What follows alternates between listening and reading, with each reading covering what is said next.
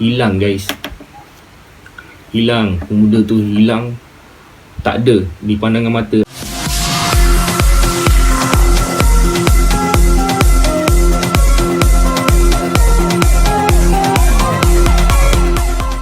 لبيك اللهم لبيك لبيك لا شريك لك لبيك إن الحمد والنعمة لك والملك لا شريك لك لبيك اللهم لبيك.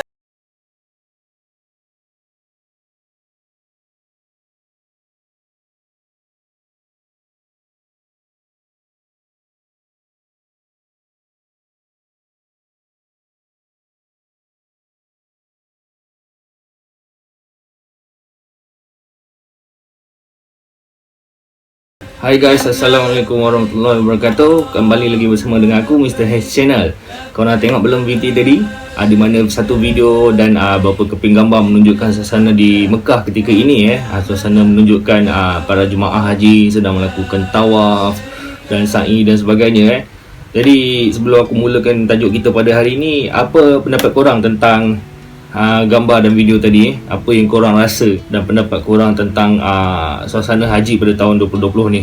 Kalau tidak, sebelum ni kita tengok tahun-tahun sebelum ni Mekah, Madinah, kalau musim haji je sampai berjuta-juta 4-5 juta orang ada kan datang pergi menunaikan ibadat haji dan umrah. Tapi tahun ni dikabarkan lebih kurang dalam mungkin 10,000 saja yang datang buat tawaf pun amalkan social distancing kan. Aku secara peribadi, saya jujurnya aku tengok video tu, aku ada rasa berbagai perasaan bercampur bau lah. Ada rasa haru, ada rasa sedih, ada rasa gembira sebab dapat juga buat haji lah untuk umat Islam. Maknanya tahun ni ada juga haji lah untuk umat Islam. Dan yang rasa sedihnya, mungkin ramai yang tak dapat pergi sana, yang sepatutnya menunggu giliran untuk pergi pada tahun ni tak dapat pergi kan. Jadi itulah perasaan aku ketika inilah selepas aku tengok video tu. Jadi di samping musim-musim haji, musim-musim raya haji ni kan, aku nak berkongsi sedikit pengalaman aku sewaktu menunaikan umrah dulu pada ketika dululah. Sajalah aku nak berkongsi sikit kan.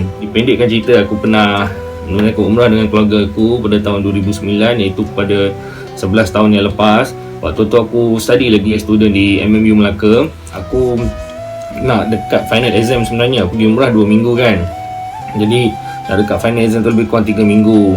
That time sebelum aku nak pergi ikut family aku lah, mak aku dengan adik-beradik aku pergi tu, ada sedikit kesukaran sebab aku nak apply cuti, nak skip kelas kan.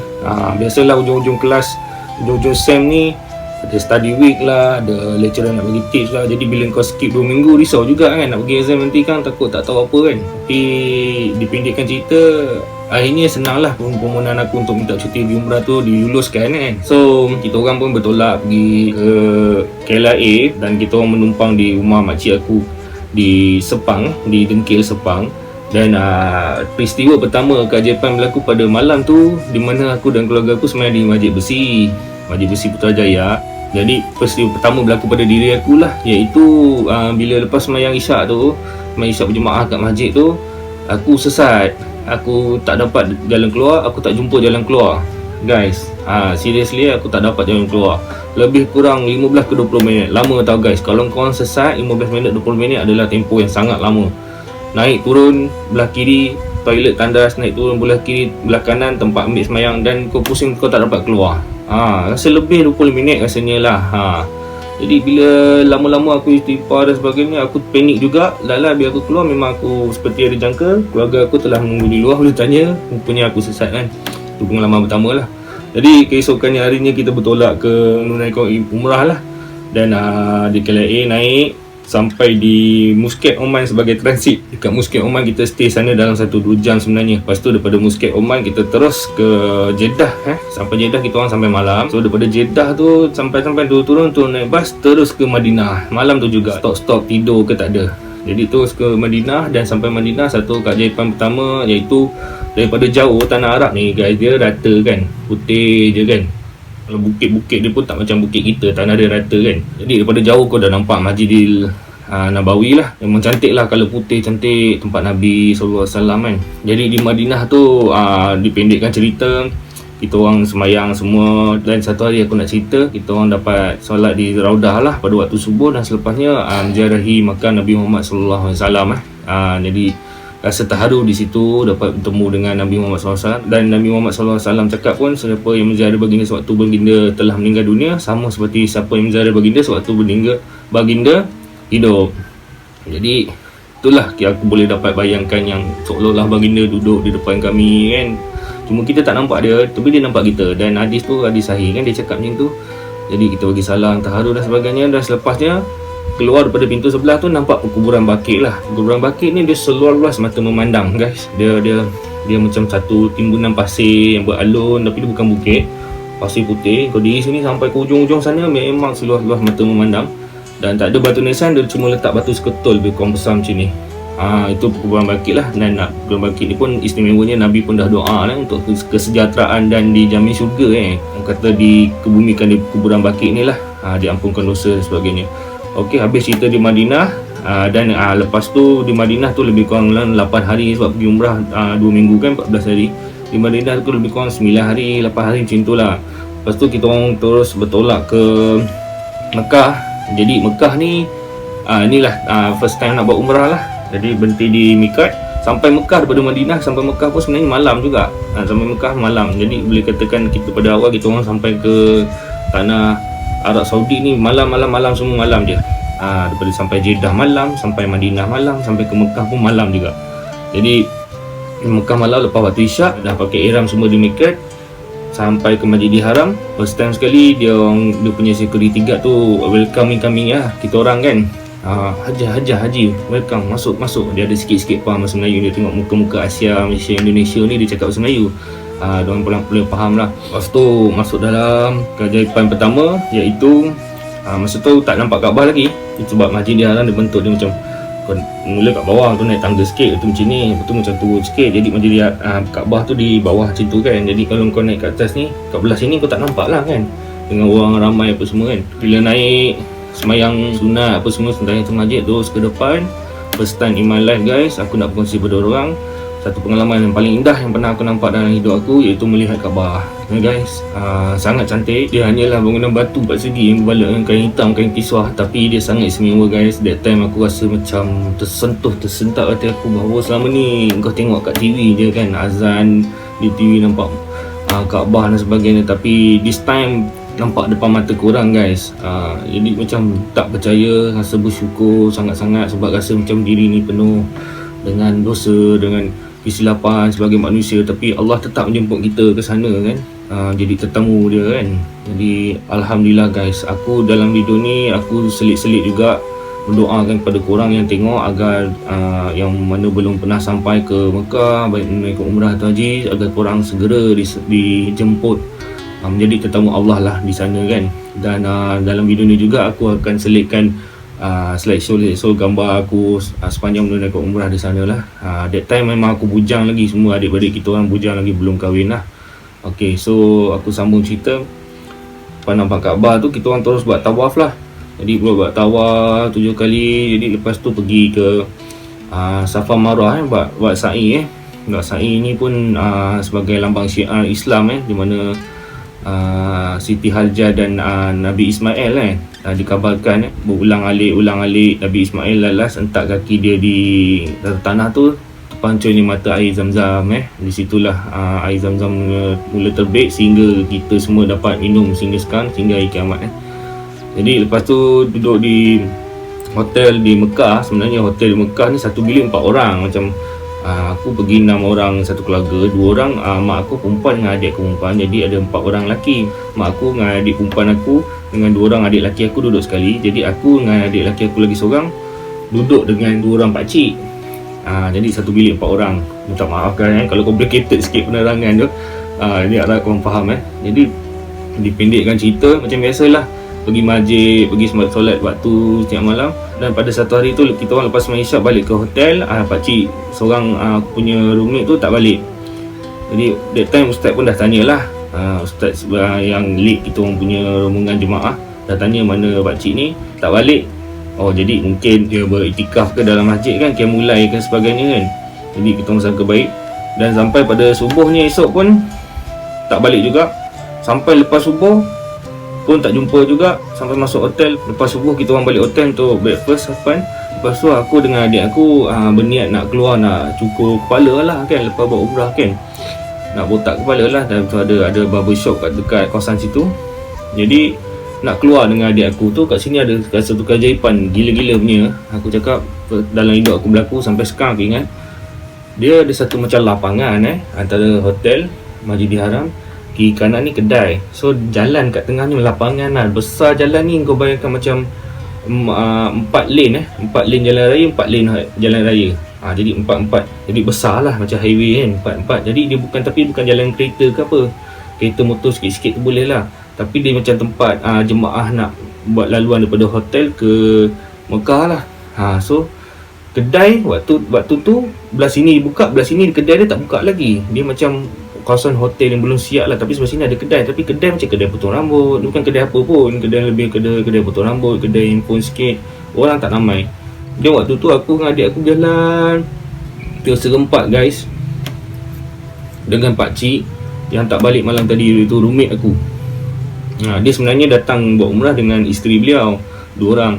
Dan ada seorang pemuda yang bawa dia. Maknanya dia orang 3 orang datang berdepan dengan kita orang. Kita orang 2 orang, dia daripada 3.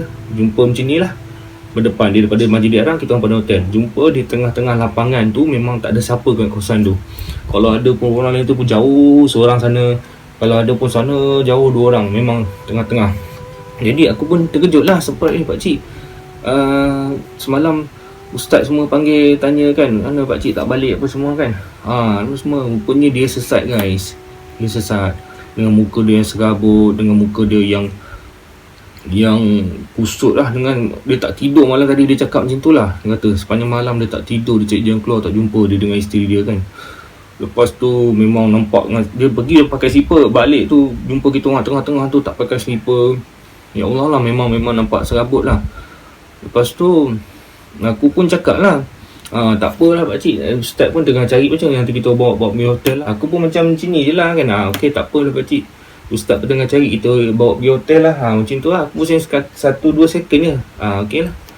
Lepas tu aku nak cakap terima kasih kepada pemuda yang bawa pakcik ni tadi.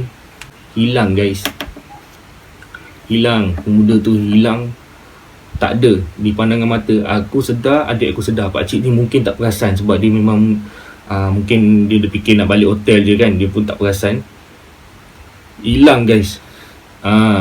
Dan pemuda tu jumpa kita orang pun dia semua senyum. Muka dia memang putih, bersih. Dia muka-muka macam orang Asia lah. Macam muka orang Melayu, orang Asia lah, orang Asia Tenggara kan. Tapi macam muka Hindu pun ada. Tapi dia bukan muka orang Arab. Jadi hilang guys. Takkanlah sebesar-besar lapangan macam 4 lane, 8 lane jalan raya kau di tengah-tengah. Aku tengok, aku terpinga sekejap. Aku tengok kiri kanan kedai semua tak nampak. Tak nampak jejak dia tengah jalan ke kedai ke, tak nampak. Sumpah guys, ini cerita yang paling ajaib lah. Aku terpinga, aku tanya adik aku, dia pun perasan memang hilang.